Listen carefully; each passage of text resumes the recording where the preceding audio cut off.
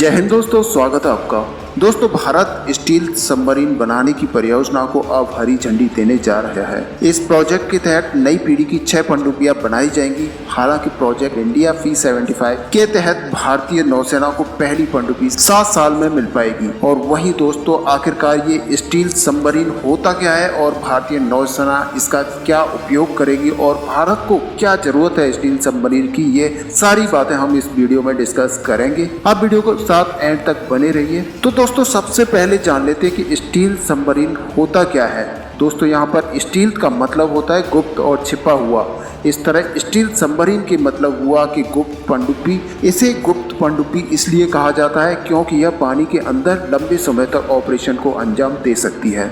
इसे ईंधन के लिए सतह पर आने की जरूरत नहीं है और खासकर परमाणु क्षमता से युक्त सबमरीन में पानी के अंदर टिके रहने की क्षमता अधिक होती है। वहीं न्यूक्लियर रिएक्टर के कारण इन पनडुब्बियों को पानी के अंदर तेज रफ्तार से लंबी दूरी तक अभियानों को अंजाम देने में मदद मिलती है और न्यूक्लियर रिएक्टर पनडुब्बी को ईंधन मुहैया कराते हैं। इसलिए अभियान की दूरी या समय सीमा की कोई चिंता नहीं रहती और स्टील सबमरीन असीमित समय तक लंबी दूरी तक युद्धक अभियान को अंजाम दे सकती है। वैसे दोस्तों, भारत की अपनी पनडुब्बियों के लिए एयर इंडिपेंडेंट प्रपल्सन यानी कि API टेक्नोलॉजी विकसित कर रहा है और यह टेक्नोलॉजी उन सब पनडुब्बियों को समुद्र की सतह पर आए बिना अभियान को अंजाम देने की अवधि बढ़ा देती है, जो परमाणु क्षमता से लैस नहीं है। इस कारण दुश्मन को इन पनडुब्बियों की हरकतों को पकड़ पाना मुश्किल हो जाता है। इसलिए AIP युक्त पनडुब्बियों को हाई रिस्क एरिया में लंबे समय तक पेट्रोलिंग के लिए तैनात किया जा सकता है।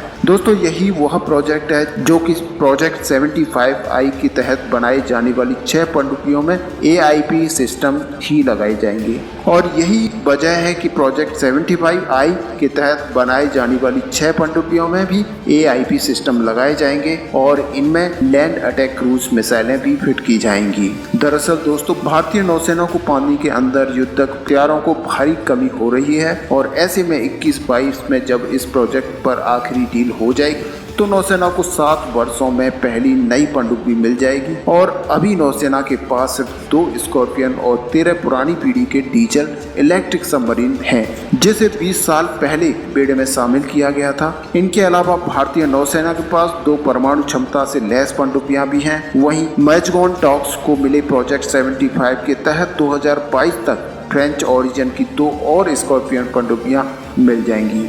वहीं दोस्तों, आपको बता दें, अमेरिका सबमरीन के मामले में सबसे ज़्यादा सबमरीन अमेरिका के पास है। दूसरे नंबर पर दोस्तों चीन आता है, जिसके पास एक अलग ही सबमरीन का बेड़ा है। और दोस्तों, चीन को काउंटर करने के लिए भारत को अब युद्धक क्षमता को बढ़ाना होगा और समुद्र में अपनी पनडुब्बियों की मात्रा को बढ़ाना होगा। वहीं दोस्तों, हिंद महासागर रीजन में अपनी नौसेना की मौजूदगी बढ़ा रहे चीन के पास 50 डीजल इलेक्ट्रिक और 10 न्यूक्लियर सबमरीन हैं। वहीं पाकिस्तान के 5 पनडुब्बियां हैं। साथ ही वह अगले साल से 8 चीनी युआन क्लास सबमरीन अपने बेड़े में शामिल करने लगेगा। और yuan class submarine air dependent propulsion यानी कि AIP तकनीक पर आधारित है, जिनकी पानी के अंदर बने रहने की क्षमता बहुत ज़्यादा होती है। बड़ी बात यह है कि चीन और पाकिस्तान की नौसेना के पास API टेक्नोलॉजी पहले से है और भारत अब उसको बनाने जा रहा है। अब भारतीय नौसेना की कलवरी श्रेणी की पनडुब्बियों के लिए भी AIP टेक्नोलॉजी तैयार हो रही है।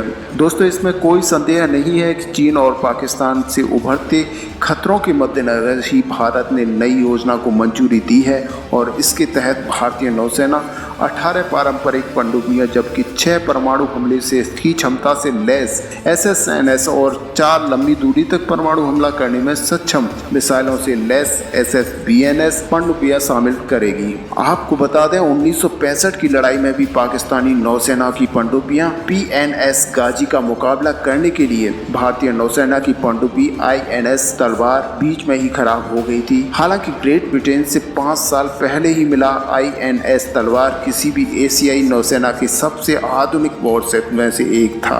इसमें 2 4.5 इंच की बंदूकें थी जो कि 16 किलोमीटर के दायरे में 1 मिनट में 1 टन स्टील और भारी भरकम विस्फोट को नेस्तनाबूद कर सकती थी। वहीं इस युद्धपोत पर दूसरे भी हथियार थे, जिनमें पनडुब्बी को नष्ट करने वाले मोर्टार और विमान को नष्ट करने वाली बंदूकें थीं।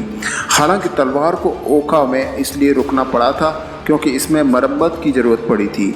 इसके कंडेंसरों के लीकेज होने की समस्या हो गई थी, जिसके कारण बॉयलर फीड में कचरा भरने लगा था और जिसकी वजह से इसको रोकना पड़ा था। वैसे दोस्तों, आपका क्या मानना है, भारत को कितनी और सबमरीन और समुद्र में अपनी क्षमता को बढ़ाने के लिए और क्या क्या करना चाहिए, आप अपने कमेंट लिखकर बता सकते हैं। वीडियो को लाइक और शेयर करना ना भूलें। मिलेंगे नेक्स्ट वीडियो में, तब तक के लिए जय हिंद।